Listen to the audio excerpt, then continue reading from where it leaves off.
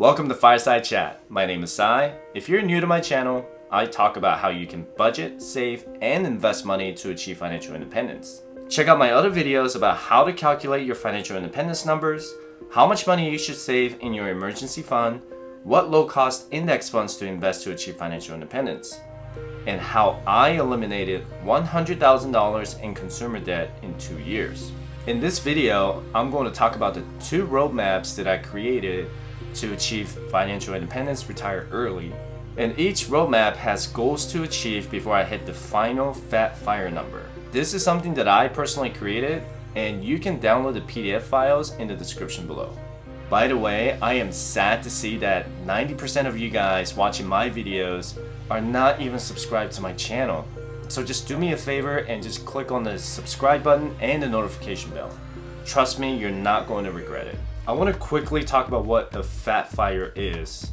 And if you want to check out the more in-depth video, just go ahead and click on the card that's going to pop up now. So the financial independence number is at least 25 times of your annual expenses, and you have at least 97% or better chance that your investment will last at least 30 years or longer. There's no standard definition for Fat Fire. My personal definition of Fat Fire is that I can spend $100,000 a year without ever working a 9-to-5 job, and my fire number for the $100,000 a year is $2.5 million. So that $100,000 a year should be enough to pay for my basic expenses, healthcare, eating out, and go on vacations. So before I get more in depth about these roadmaps, I want you to know that you don't have to just do one roadmap at a time. You can do them both simultaneously. So I created these roadmaps for me and my family to achieve these short and long-term goals. I would appreciate any feedback you may have in the comment section down below. So let's get into it. So the first financial roadmap that I'm going to discuss is going to be your net worth. So let's talk about financial health analysis. Examining your finances is like going to your doctor's office for your annual physical checkup. So when you go to the doctor's office, they're gonna check your ears, eyes, heart, lungs, and check your cholesterols. And if your cholesterols are too high, then the doctor will tell you to maybe change your diet plan, right? So what I want you to do is to examine your finances like the doctor would to your physical health. So let's first calculate your current net worth. Write down every asset you own, like cash, investments, house, or vehicle. You can visit Redfin or Zillow to get the estimate of your home, or just write down how much you would sell your house for today. And for your vehicle, you can visit Kelley Blue Book and find out your vehicle value. Just make sure that you select the private party sale and not the trade-in value. Next, I want you to write down the balances of your current debt, like student loans, credit cards, mortgage, and auto loan. So for example, if you have $10,000 in total assets and you have $5,000 in liabilities, then your net worth is $5,000. So let's say your house is worth $200,000 and you have $180,000 in mortgage, and your car is worth $20,000 and you owe $15,000. You have $1,000 in savings account and $2,000 in your retirement account. That gives you $28,000 in net worth. Goal number 1 is $0 in net worth. I'm not even joking. So when I was in debt, my net worth was actually negative $250,000. Okay, so it took me a while, at least 2 years, to get to the $0. There are actually many people in the States who have negative net worth because they have more liabilities than their assets. So for example, if you have $80,000 in student loan debt, that's your liability, right? But you only have, say, $30,000 in retirement account and you have $10,000 in cash. So now you have negative $40,000 in net worth. I know that there are people legit trying to get to the $0 net worth. I am rooting for you. I've been there. You can do this. Goal number 2 is going to be net worth at $10,000. So when you start paying down debt, you're going to notice your assets start to grow at the same time. So you're kind of doing this like assets, and then you got your liabilities going in the same opposite directions. I noticed my net worth increased a lot in 2017 when the S&P 500 return was at 21%. So if you consistently contribute to your company 401k or TSP, maximize your IRA contribution, and increase your savings, you're going to see some significant changes. So goal number 3 is net worth at $50,000. You're gonna be on this slow train, trying to get from point A to point B. Just hang in there. I know this is gonna take some time. Income at $50,000, you can set aside $6,000 a year to your investment account.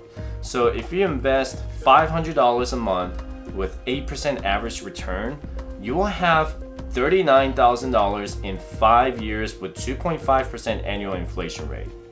You would be surprised how much more return you get every year. You can easily hit $50,000 if you consistently invest. Goal number 4, net worth at $100,000. Guys and gals, I think that's a milestone. You should go out and celebrate. I certainly did. Did you know that only a quarter of the millennials have at least $100,000 in net worth, and the average median net worth is at $18,000. Continue increasing your income and cut your expenses every year. Goal number 5 is net worth at $500,000. You're halfway there, kind of like that song, right? You're halfway there. So at this point, you should diversify your stock market portfolio to determine your risk versus reward, and it also depends on your age too. For me, I'm going to continue to invest 100% into stocks, but everyone's situation is different, so make sure that you talk to someone first.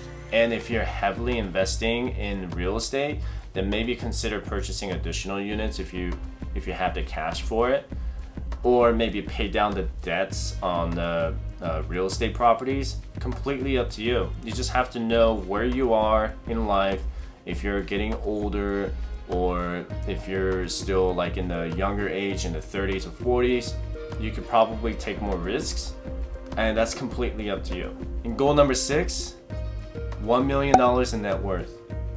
Go on and celebrate big, because you are now called a millionaire. You are now one of the 85% Americans who became a self-made millionaire. Most of you were not born rich, and that's probably why you're watching my videos. I think this is when you should start writing down your journey, or maybe even before you start your journey. Write about how you started this financial journey to become a millionaire. How much money did you have when you graduated from high school or college? You should also know that 74% of millionaires did not go to college. Money can't buy you happiness, but it can give you stability. And when you hit $2 million in net worth, you are now what's called a multi-millionaire. At this point, you should consider protecting your assets by opening a trust or a trust fund to make sure if anything happens to you, your assets don't end up in probate. Goal number 7 is $5 million in net worth. So as I said before, my FIRE number is $2.5 million, but my net worth is probably going to be double that. The reason for that is because I have several retirement accounts. I'm going to have real estate properties, and those things I can't really cash out unless I sell them or when I turn 59 and a half. All right, so let's now move on to financial roadmap number 2. Okay, this is all about the non-retirement accounts. Goal number 1 is to open a brokerage account and buy a stock. It is as simple as it sounds. According to SoFi, here are the top 5 reasons why people do not own any investment accounts. Reason number 1, saving money in a savings account is all I know.